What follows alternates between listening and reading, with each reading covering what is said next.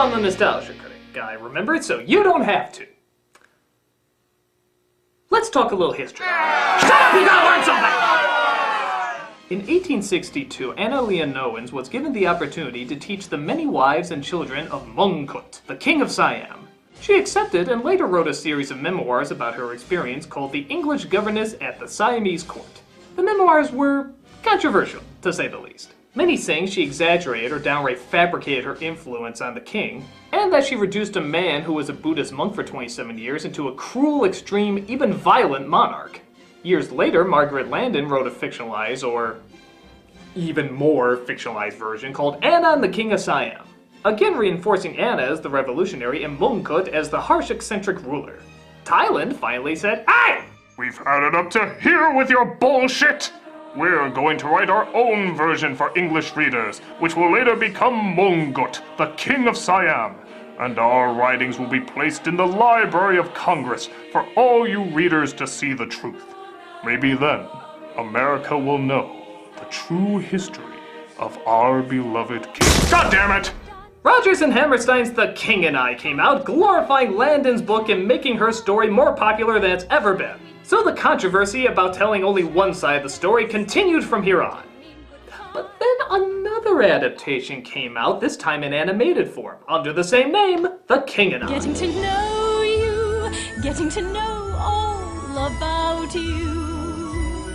Animated by Warner Brothers and released in 1999, this movie surely would offer a new outlook on history and myth, not unlike something like The Prince of Egypt did. Taking a relatively famous tale but updating it with modern dramatic storytelling while still coming from a different but respectful point of view. Perhaps Thailand's dignified look on their beloved king will finally come to light. So, tell me, how does this look back on history begin? What is it, Mother? A dragon. This is The King and I.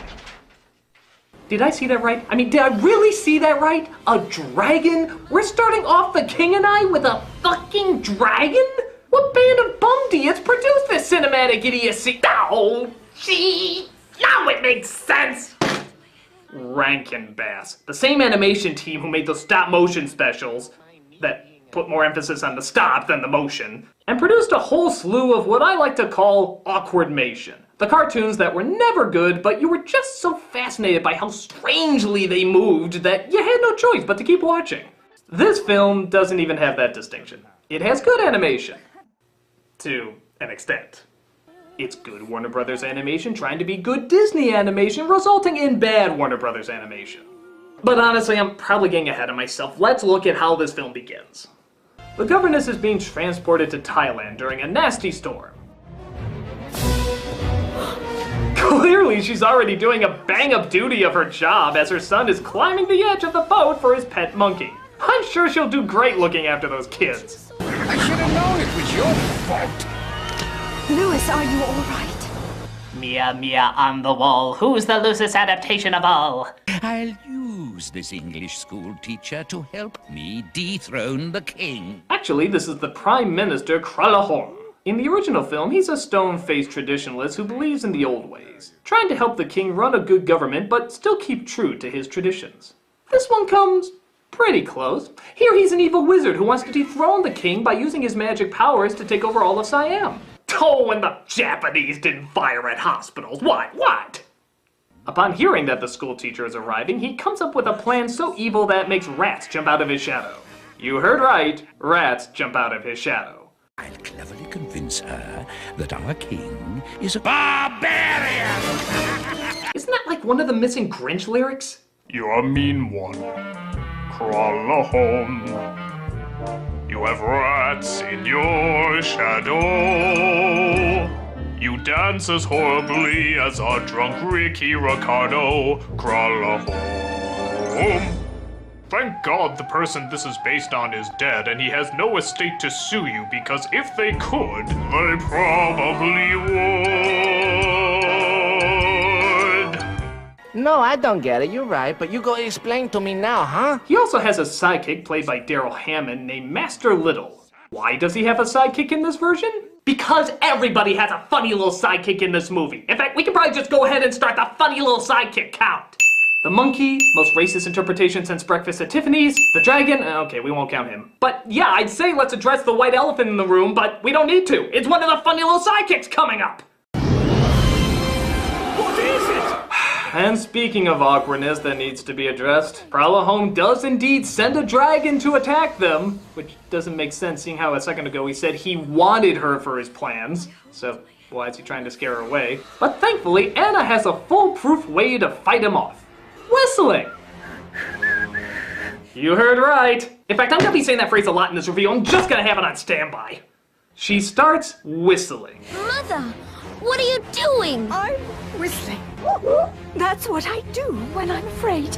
Which of course leads into the famous song. Whenever I feel afraid, I hold my head erect and whistle a happy tune, so no one will suspect I'm afraid. Now, in the original, she tells her son that she whistles because she's afraid to meet the king, and sometimes her nerves get to her. Here, it's a friggin' dragon! Kill it with fire, spears, rocks, but not a musical number! You should be singing about the wonders of a semi-automatic! I whistle a happy tune, and every single time... Oh, and twirling. Yes, twirling will confuse the savage beast. Where dinosaurs always base their sight on movement, dragons apparently base their sight on not movement. So I guess they eat a lot of rocks.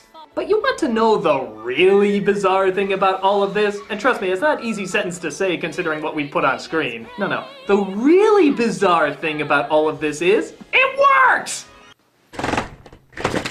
Yeah, the monster disappears. Oh, I guess whistling and twirling are now permanent additions to the naval defense. Oh my god, a monster! You know what to do!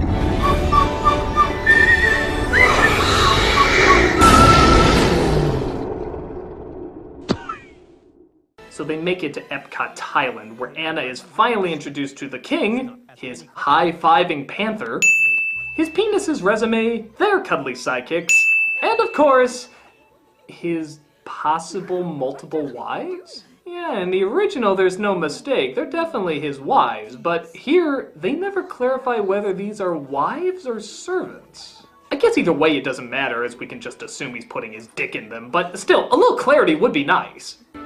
While one of the newer servants is shown around the palace, she comes across her own cuddly playmate. I shall call you Tusker. And the king's eldest son, Liu Kang. Tusker? Who are you? An object. Like rug given to king. Oh good, I'm glad you know that. You see, usually I have to talk to girls and treat them like individuals, but you seem to be ahead of the game. But Ty Jafar, it turns out, seems to have a new sinister plan.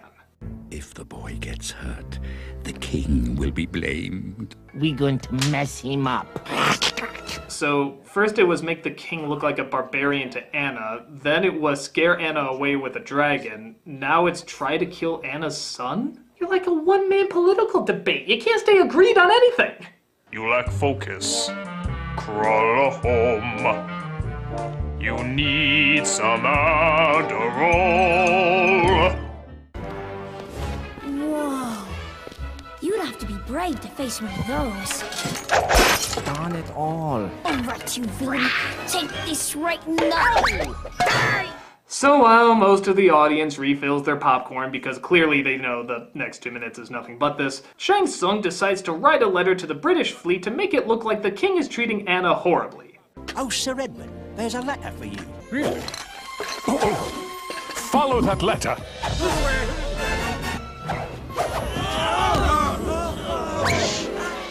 12 trees died to give you that scene, folks. Was it worth it? Where to? Siam. To dethrone a barbaric king. We got a random letter. Let's destroy a nation! But of course, Anna is fine, but apparently having trouble teaching her pupils. Siam is not so small. Oh, but look.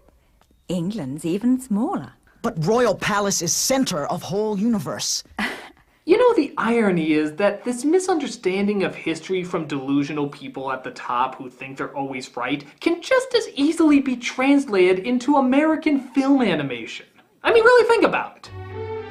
So let us begin with the history of Thailand culture.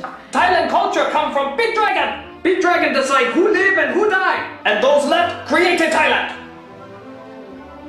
Alright, why don't we come back to Thailand history? Let's instead look at American history. American history. John Smith saved my full-grown Indian princess. They have romance and talk to a singing tree. Alright, we'll come back to that too. What do you know about Russian history? Rasputin Yes? was an evil wizard with a talking bat who cast spells on another pretty princess. Pretty princesses make up most of world history. You know, let's take a break and I'll read to you from some English literature, like The Little Mermaid, who sacrifices her life and... She lives in the end. Okay. It's a very ancient saying, but a true and honest thought. So this leads to the musical's most famous song, and coincidentally, the most annoying. Getting to know you, putting it my way, but nicely. You are precisely my cup of tea. Thank God once again the focus isn't on the interaction of the characters or their relationships, but rather an excuse to have the comic relief distract us with their rushed dumbass humor. Getting to know you, putting it my way, but nicely. This serves especially humorous here as the song is entitled Getting to Know You, and yet by paying more attention to the dragons, animals, and comedic antics, I don't know anything about these people! It's like everything that should be in the foreground is in the background, and everything that should be in the background is in the foreground. I mean, it's like people focusing more on the color of the wall than the person actually in front of it.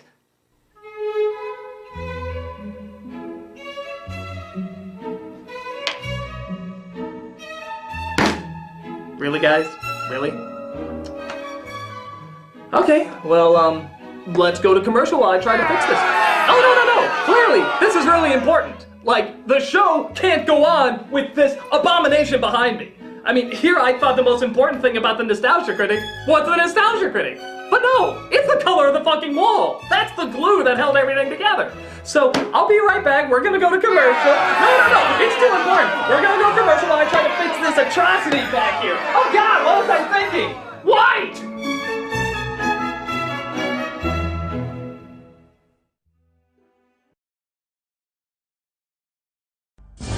From The King and I, the musical your parents tried to show you after forcing you to watch Sound of Music, comes the 57th anniversary recording of the classic Rodgers and Hammerstein's music, featuring Hollywood's latest, groundbreaking musical discovery, Russell Crowe.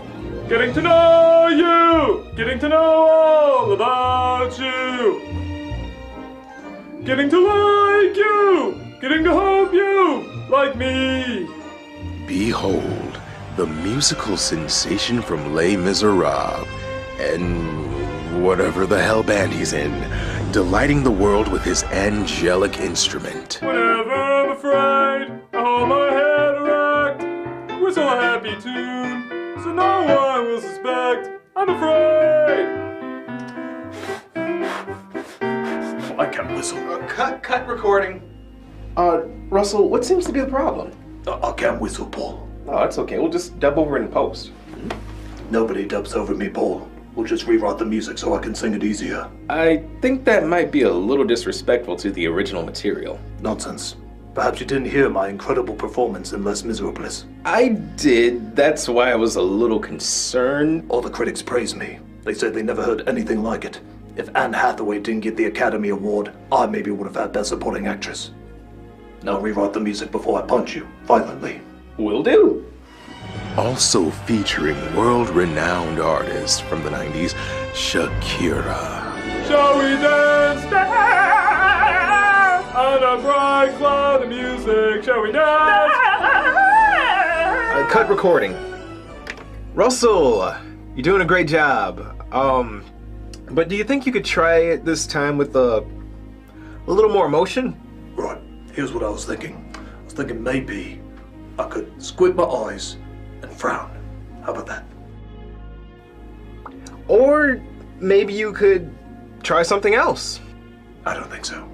No, he's right. Order now, and you can get other Hollywood sensation Gerard Butler singing your child to sleep with nursery rhymes. Twinkle, twinkle, little star, how I wonder what you are. I was the Phantom! The King and I, sung by Russell Crowe, because, by God, somebody has to humor him. And I'm Javert!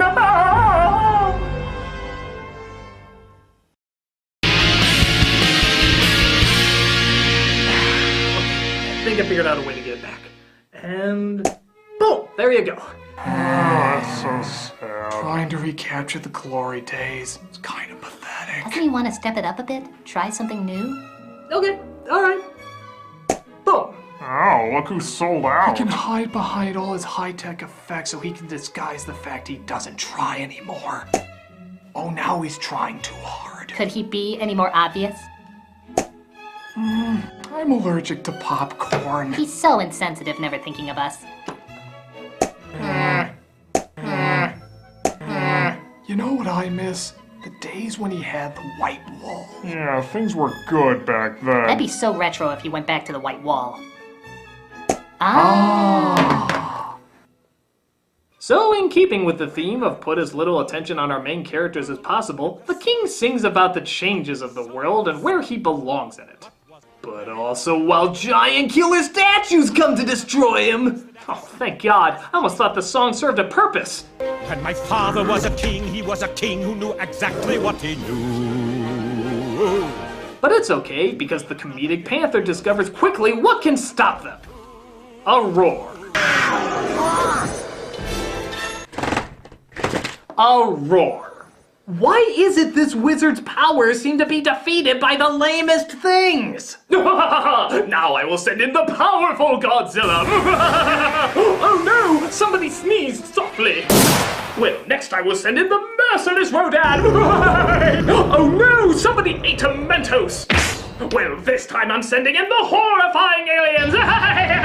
Oh no, they're undone by the tiniest creatures that God in his wisdom put on this earth are diseases! Oh, I'm a bad wizard! You're an idiot. Crawl home. You need to up your game. So the king gets a letter saying the British are coming to kick him out because they think he's a barbarian. They call me barbarian. Who? Certain parties who wish to steal my country. Do you believe it? But it's a lie. A false lie. Doesn't that technically make it truth? So they decide rather than fight the British, they'll charm them by showing he's not a barbarian and by hosting a big party. Oh, it's very exciting when you're young. And you're sitting on a small gilt chair, terrified that you'll be a wallflower. Suddenly, you see two black shoes. What the hell? A face. Ah! And it speaks. Sire, she's dancing with her musical schizophrenia again! Music, shall we fly? So, is this like what dead Jedi do when they come back from the grave and want a nice night out? You will go to the Dagobah system. There you will learn from Yoda. Perchance, when the last little star has left the sky. And what makes it even crazier is that the king is just watching her dance with nothing. Just remember, Guy, this is the woman who's going to show everyone you're not crazy. Oh yes, it's totally customary to dance with your mental breakdown after tea. I'm beginning to see why your country parts with you.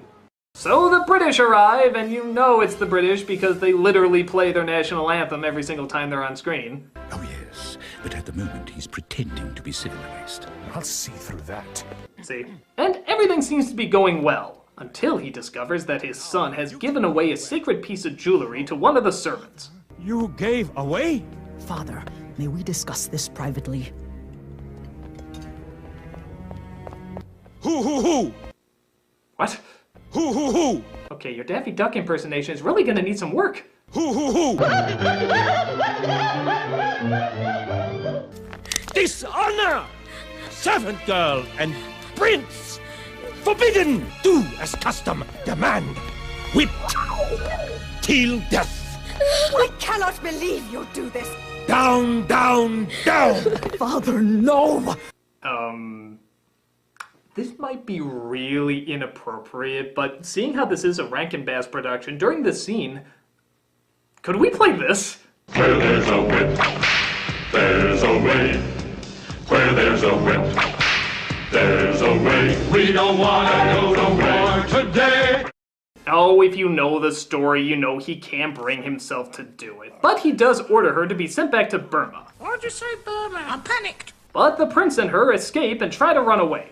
Go to the ancient place of the elephants. Bring back their bodies after the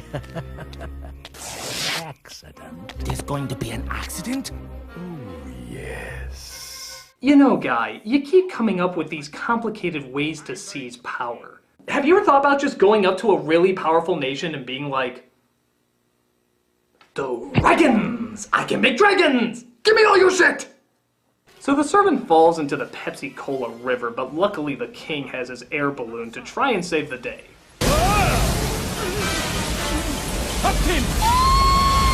I must save her so I can give her proper whipping! Kralaholm sets the balloon on fire while the king is still inside.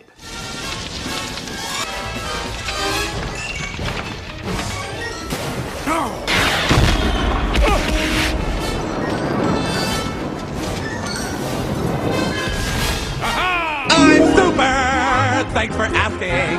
All things considered, I couldn't be better, I must say. Sir Edward, I can explain this. Dragon! So the family goes to look over the damage.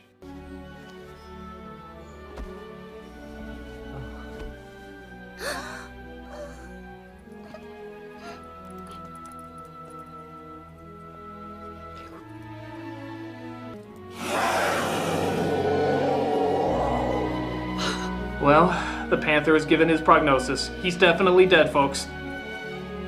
I will say when it's time to cry. So he apparently lives in this version, and Anna even seems to stay behind. You could make the argument that this is totally spitting in the face of history, but the other versions seem to do that already. This is more a scrotum shaving of history. Painful, insulting, and not nearly short enough. And I think those are the perfect words to describe this movie overall. Whether you like the original musical or not, I think everyone can agree this is beyond a serious downgrade. The child-friendly additions are so painful and so out of place that I keep expecting to see the Saturday TV Funhouse logo pop up from SNL. I've learned more about Thailand by eating at a Thai restaurant. It cares nothing for its main characters and instead wants to focus on its comedic side characters, which even then aren't really that developed either. And when we get down to it, it doesn't even make any sense. Why make a kid-friendly version of something like this anyway? Did they really think there was gonna be a big enough crowd for it? All I can say is you won't see me trying to cash in on some dying musical fad. I'm the nostalgia critic. I remember it so you don't have to.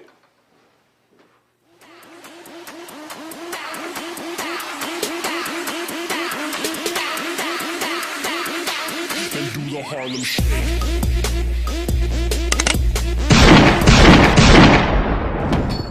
It was never funny to begin with!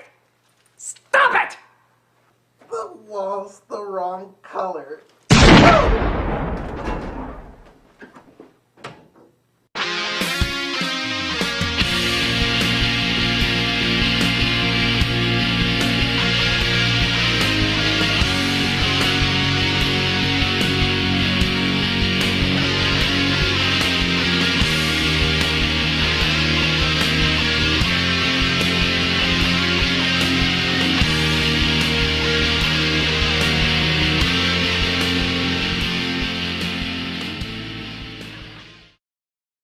No! He's right! Oh, that was good though. Okay. Hoo hoo hoo!